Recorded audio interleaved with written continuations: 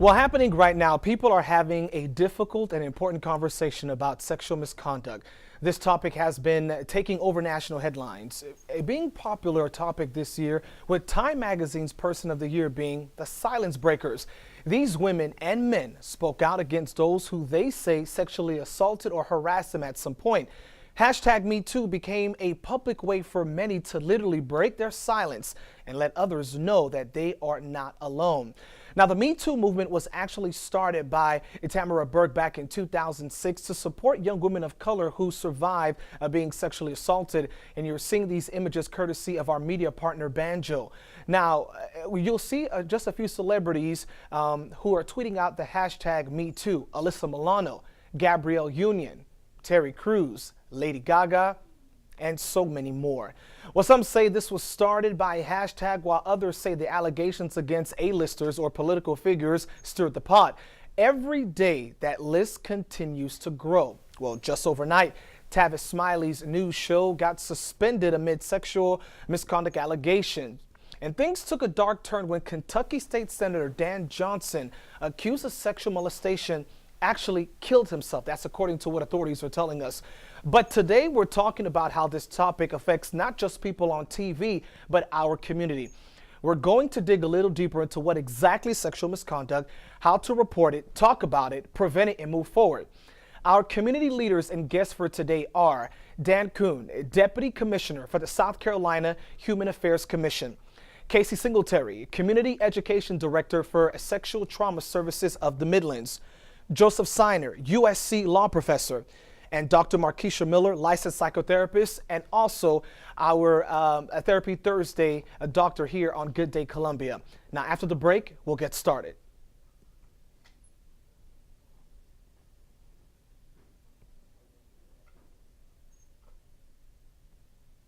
Taking a look at the roads in the northwestern side of town, that's where I'm seeing the most delays and backup. We do have an accident in the Malfunction Junction area over at I-20 westbound I-26. I-20 is significantly seeing some delays. We do have an accident I-20 eastbound Sunset Boulevard exit 61, and we're also seeing some delays over by Augusta Road because we have an accident over there as well. So give yourself additional time this morning to get your destination when traveling on this side of town. And for the next few hours, our temperatures are going to warm up quite a bit, especially compared to where we're at right now. We're currently sitting in the 30s, right at 37 in Winsboro as well as Columbia, 35 in Orangeburg. Compared to this time yesterday, that is quite a drop for us throughout the Midlands. Several degrees towards Camden, about 11 degrees cooler this morning. We have a southwest breeze coming into the area in the single digits for Lexington and Orangeburg, but about 13 miles per hour in Sumter. We're going to see that come from the southwest throughout the rest of the day, as we do have some high pressure that's currently located towards the Gulf, and it is sending that moisture in our direction. So that high is going to help keep us mostly dry. Not entirely clear. We do have a few clouds in the sky, but we'll stay dry and warm for us for our Thursday. That's a quick look at your Skywatch weather. We'll be right back right after the break. Okay, mic check. Everyone, time right now is 7:35. Welcome back to Good Day Columbia for our special community roundtable. We are talking about understanding what's been a topic in the news that's been troubling so many people: sexual harassment and sexual assault, sexual misconduct allegations that have been being reported every day, just about for the last three months now. And our panel, of course, is here: Dan Kuhn, Deputy Commissioner of the South Carolina Human Affairs Commission; Casey Singletary, Community Educator with the Sexual Trauma Services of the Midlands; Joseph Siner, USC law professor; and Dr. Markeisha Miller, licensed psychotherapist. Thank you all so much for being here this morning. We appreciate it. We're going to get straight to it. And Casey, I'll begin with you. We hear sexual assault, we hear sexual harassment. What is it? It's actually two different things that are on the continuum of sexual violence. And so with sexual harassment, we're really talking about a pattern of behavior that is unwanted and of a sexual nature. So we're making either verbal, physical, some visual conduct that someone is not wanting. And that creates a situation of a hostile environment, if it's pervasive and severe enough to create that hostile environment. Well, sexual assault, it doesn't have to be a pattern of behavior. We're talking about some form of sexual activity. It can also be physical contact or not, but where consent isn't present or consent isn't able to be present because of the age of the other person or intoxication in some way. So those are the big differences between the two. One of the things that we're hearing a lot too as well, you're hearing the word, I was groped. Does groping fall under the lines of assault then? Depending on how it falls, or harassment? I think it could, depending on the situation. And so with a lot of this, and particularly with harassment, we're making assumptions based on very limited information, and I think we should be cautious in doing that because with the allegations, we're not privy to the facts, and so we're making broad leaps and assumptions based on very limited information. And with that being said, obviously there have been a number of people. We remember Bill Cosby, then we remember Harvey Weinstein, then we remember so many people, and then afterwards it seems as if every other day in the news somebody else is telling their story. Now, is it because people have been waiting for a time like this that they feel free, Casey, to finally tell their part of the story as well?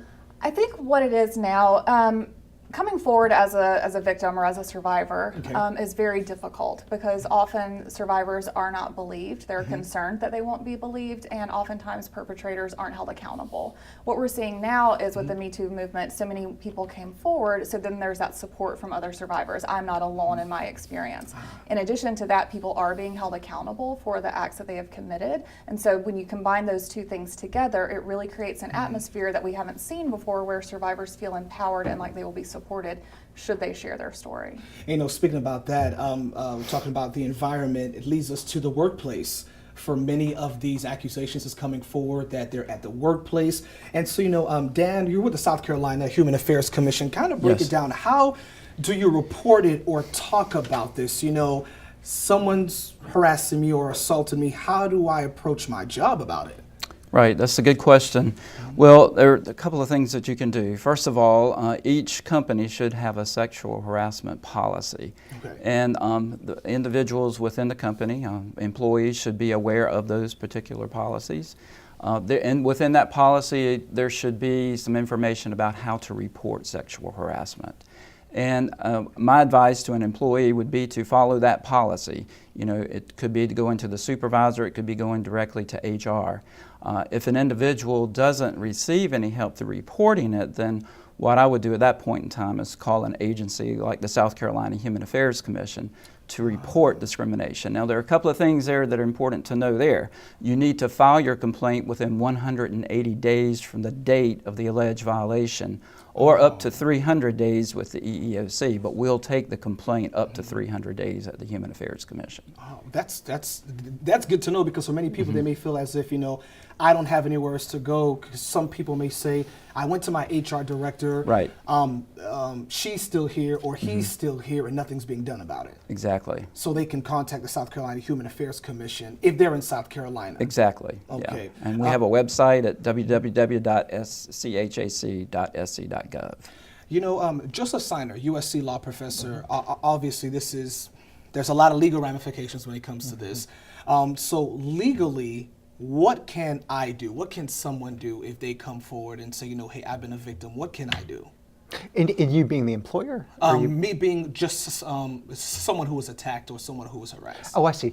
Well, it's the same type of, you really do have to think about your legal implications quickly. As you say, it's 180 days very quickly, or 300 days with the EEOC, and that time goes by very, very fast. So you really have to document things. You have to take notes. You have to talk to others if there's others that might have witnessed it, and really carefully consider what you're going to say and how quickly you're going to say it. Absolutely. You know, Dr. Markeisha Miller, which brings us to this point, we see the hashtag #MeToo movement, and we've talked about this before as well. Many people are coming forward now. Is this a sense of therapy for them? Absolutely, and I love what Casey indicated as far as that support piece. That is so important with what we're dealing with, and when you find a group of people that are actually able to say that you're not alone, this happened to me also, or this is something that I also am experiencing, that in itself is a great piece of therapy. When you think about group therapy, you know, that is why group therapy works, because support is powerful. And so I think that absolutely the Me Too movement is something that is pushing right now, and it is something that is enabling people to have a voice. It's amplifying the voice of people, and so I think that definitely it is very therapeutic. Wow. And Casey, we just actually received something from Facebook here.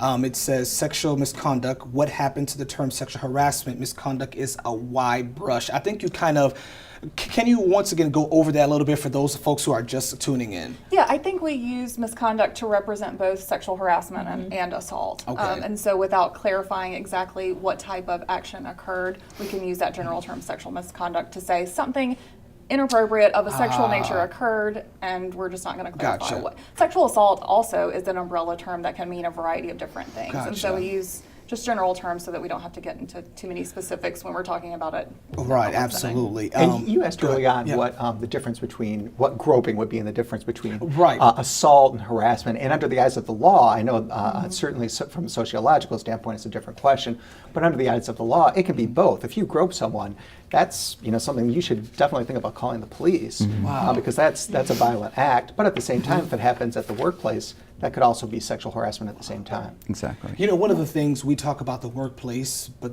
sometimes it could be at the mall or it could even be at home. You know, Casey, I know you deal with a lot of sexual trauma, obviously. What happens if it's at home? I mean, it's the same. They have the same resources, so I would Okay. encourage if someone is experiencing that at home, they could reach out to our agency or agencies like ours to Okay. receive services, talk about their experience, and kind of Yeah. figure out what their options are. We also see a lot of this. I work a lot with youth, and so we see a lot of this happening at school. And so understanding that kids have protection under, and I don't want to say, but under Title IX, that protects, and school policies protect them in a school setting just as they would in an employment setting. And so understanding that they also have protections in that place. You know, Dr. Markeisha Miller, a licensed psychotherapist at home. I know that you being a therapist, I'm sure you've dealt with a lot of ranges of issues. It's happening at home. Right.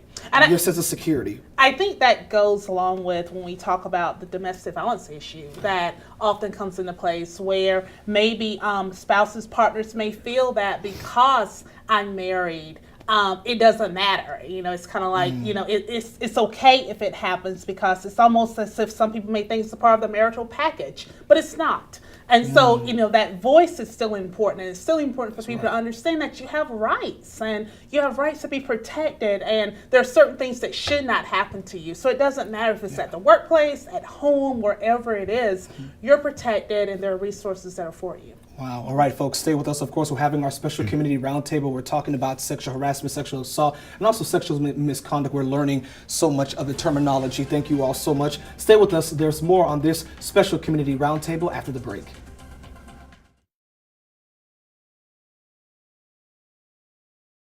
Well, welcome back to Good Day Columbia for our special roundtable here on Good Day Columbia. We are talking about sexual harassment and sexual assault as well. Our panel who have been here, we've been learning such a lot of different things so far. And Dan, I'm going to start off with you, Deputy Commissioner of the South Carolina Human Affairs Commission. And it kind of goes well into what we're talking about with at work. Here's a Facebook comment from someone. If someone does not like the way someone looked or smiled at them, would that be considered misconduct? And if it's misconduct, is that in the eyes of the beholder? Well, the way you look at someone may not necessarily be considered sexual harassment, but let's say if you look at someone and you're leering and that continues, then that might be something that could be considered sexual harassment. You know, there are different ways of preventing sexual harassment. And as I said earlier, each company should have a workplace policy. But companies should engage with their employees in training their employees. And not only that, but it really starts from the top down in terms of management. You know, management needs to set the culture to help to prevent discrimination. And it's really, you know, it's not rocket science. It's all really about respect. You know, would I say these things in front of my mother or daughter or grandmother? You know, it's just all about respect in the workplace, being kinder than necessary to people. Right.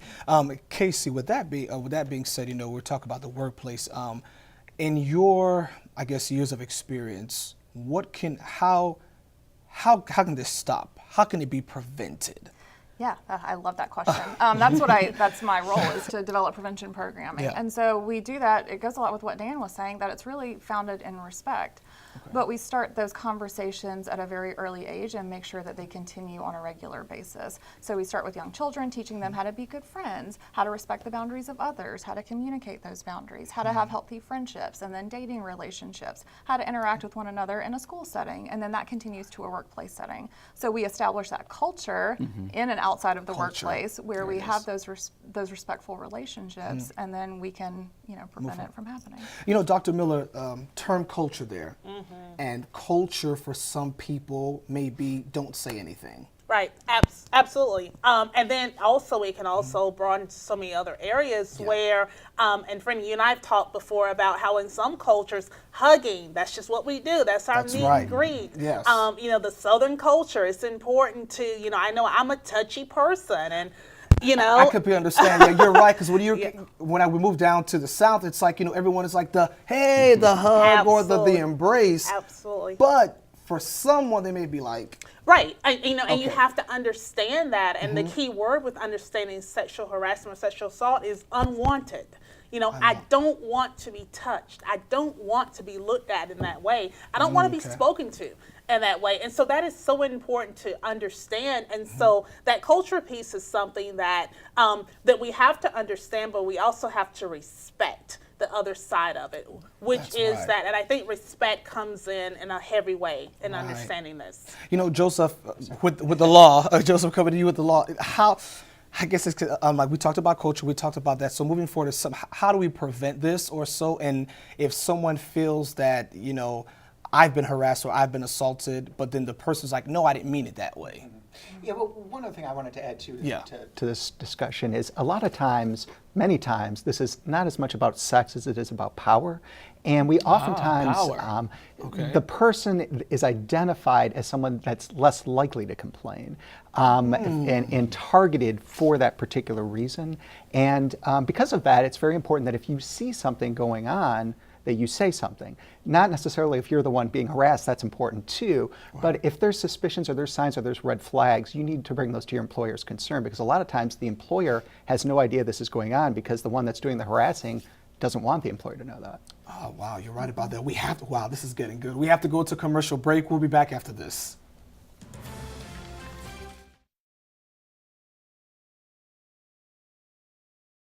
Well, we are having our special community roundtable about sexual harassment and sexual assault, and we have to focus as well on the other part of this too, men. A few weeks ago, Terry Crews came forward and talked about his experience that he had when he was assaulted, and so that brings us to this question.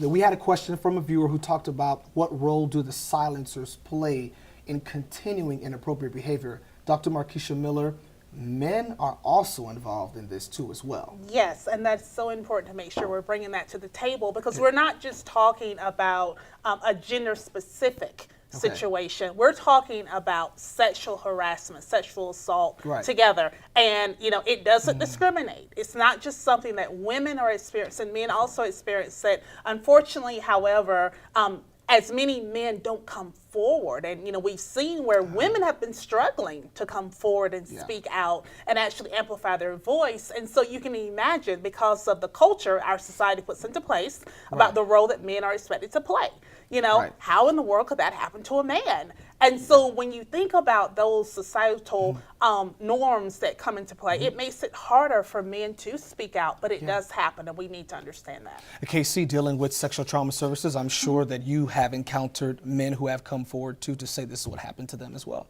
Absolutely, and it's just like we've heard, it is an additional challenge for men, because we're told that men are supposed to be powerful and men are supposed to want to engage in sexual activity, and so balancing that dichotomy for them of, if I'm a victim of this, how do I merge that with my idea of what it means to be a man for me? And so that adds an additional challenge for them to come forward as victims. Wow.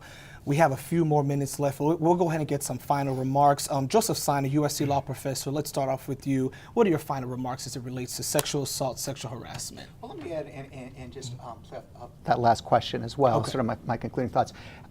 Today, the issue has really been sexual harassment and sexual assault and what we're talking about. And typically, you think about that in terms of women, as we've been discussing, but now you sort of tie it together with men. Well, tomorrow it's going to be a lot of other harassment issues. And when you start crafting your complaints and your topics, you've got to be concerned about not just sex, but race, color, sex, national origin, religion, age, disability. They're all under the eyes of the law concerns for harassment, and you want to make sure that none of those types of activities takes place in your workplace. Absolutely. Casey Singletary, your closing remarks? One thing that I've been hearing is that men are afraid of what their actions, and they're afraid that if they make one comment that they're going to be accused of sexual harassment. And so I really want to stress that we are talking about extreme behaviors, patterns of behavior, and that people that commit these types of acts are using that fear and using our lack of knowledge to minimize their own actions and downplay the impact of trauma that they've had on their victims. And so really understanding that it is a severe and pervasive act, and we need to just continue those conversations. Dr. Markeisha Miller? Yes, one of the things that I want to leave is that, and I've stated before, that sexual harassment is a form of bullying. That's what it is. It's about the power, it's bullying. And one of the things that we teach our children is to, if something is happening, let someone know, speak out. And so we want to give that voice. We want to amplify that voice. And so I think one of the ways of doing that is to continue the conversations, like what we're doing here this morning, giving the conversations, giving the resources so that people know that there are avenues for support. Dan Kuhn?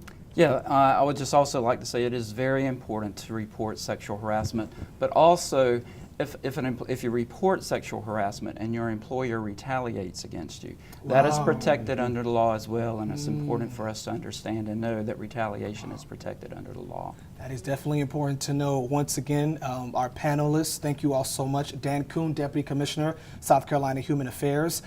Dr. Markeisha Miller, licensed psychotherapist. Casey Singletary with the Sexual Trauma Services of the Midlands, Community Educator, Director. And we have Joseph Steiner, USC Law Professor.